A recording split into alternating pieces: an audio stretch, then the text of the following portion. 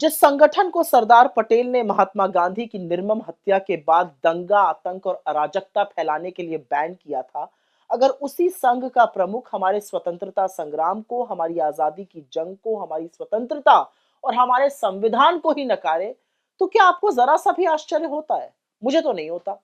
मुझे दुख जरूर होता है, और इस बात का दुख होता है कि इस देश में इस कदर नफरत फैला दी गई है, ऐसा माहौल बना दिया गया है कि आज मोहन भागवत जैसे आदमी की हिम्मत है कि वो इस देश की आजादी पर सवाल उठाकर ये कह सक रहे हैं कि हम 1947 में आजाद ही नहीं हुए थे। अच्छा, अगर आजादी नहीं मिली तो स्वतंत्रता की लड़ाई किससे लड़ी गई, क्यों लड़ी गई? रानी झांसी से लेकर भगत सिंह, राजगुरु, सुखदेव, अशफाकुल्ला खान जैसे लोगों ने अपने प्राणों की आहुति किसकी आजादी के लिए दी? लाला लाजपत राय ने कहां की आजादी के लिए लाठियां खाई? पंडित नेहरू ने अपनी जवानी के 10 साल जेलों में कहां की आजादी के लिए बिता दिए? किस आजाद देश की नींव रखी थी उन्होंने? सरदार पटेल देश में आए वापस वकालत छोड़कर किसके स्वतंत्रता संग्राम में शामिल होने, और किस आजाद देश में तमाम रियासतों और रजवाड़ों को उन्होंने जोड़ डाला था? बाबा साहब ने किस आजाद देश के लिए संविधान बनाकर सबको बराबरी का दर्जा दिया, और तो और महात्मा गांधी ने सत्य और अहिंसा के बल पर किसको उखाड़ फेंका था, किसको आजादी दिलाई थी? लाखों करोड़ों भारतीयों ने ब्रिटिश हुकूमत को किस देश से खदेड़ दिया था? हमारी आजादी, आजादी का आंदोलन, संविधान के ऊपर जो सवाल उठाए हैं मोहन भागवत ने, वो वस्तुतः देशद्रोह है। इनकी दिक्कत यह है कि आजादी में इन्होंने अपनी छोटी उंगली का नाखून तो कटाया नहीं, पूरे आंदोलन में इनका कोई योगदान नहीं था, ये तो मखबूरी कर रहे थे, माफीनामे लिख रहे थे, इसलिए ये उस इतिहास को ही नकार देना चाहते हैं। असल में तो इन लोगों को इस देश की आजादी से, स्वतंत्रता संग्राम से, संविधान से नफरत है।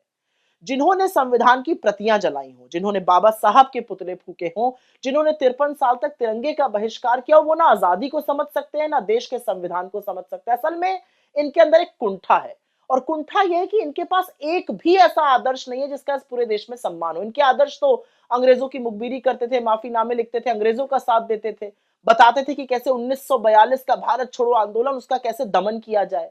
इनको आजादी से इसलिए भी दिक्कत है कि आजादी के बाद देश में संविधान बना, और संविधान ने उन सब लोगों को बराबरी का दर्जा दिया जिनका ये सदियों से शोषण करते आए थे। इनको अपच है कि कैसे दलित, पिछड़े, आदिवासी समुदाय के लोग इनके बगल में बराबरी से बैठने लगे, और अब वो इनका दमन सहने को तैयार नहीं है। वो तो संविधान में दिए हक को लेकर आगे बढ़ रहे हैं, और इसीलिए ये आरएसएस वाले आजादी, आजादी के महानायकों, कांग्रेस के योद्धाओं और आजादी से उपजे संविधान का विरोध करते हैं। और जब ये फंसे तो ये स्टेट शब्द के पीछे छिपने लगे। क्या गलत कहा है राहुल गांधी ने? बिल्कुल ठीक ही तो कहा है। हमारी लड़ाई पूरे तंत्र से है, उस स्टेट से है जिस पर पूरा का पूरा संघ काबिज है। एक निरंकुश सरकार से है। मूर्ख भाजपाइयों को राष्ट्र और स्टेट में अंतर नहीं पता है। स्टेट निकम्मी सरकार, भ्रष्ट नौकरशाह, संघियों से बड़ी एजेंसी, और 100% हमारी लड़ाई उनसे है जो हम पूरी शिद्दत से लड़ रहे हैं।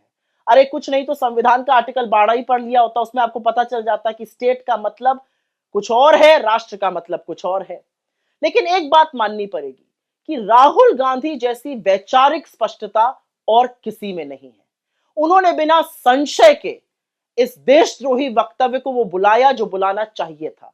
असलियत तो यह है कि मोहन भागवत ने यह वक्तव्य 48 घंटे पहले दिया था। सुई टपक सन्नाटा छाया हुआ था, मीडिया भी सोया हुआ था, विपक्ष भी शांत था। जब राहुल गांधी ने इस बारे में बात करी तब सब लोगों ने इस पर बोलना शुरू किया, और मोहन भागवत की कलई खुलने लगी।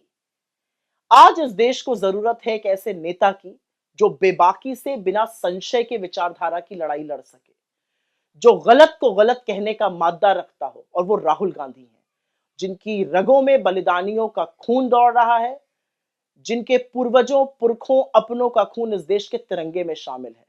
और राहुल गांधी ने जो आरएसएस को लेकर और आरएसएस प्रमुख के उस घटिया बयान को लेकर कहा है वो 100% सच है। इस देश की आजादी पर सवाल उठाना देशद्रोह है, उससे इतर और कुछ नहीं।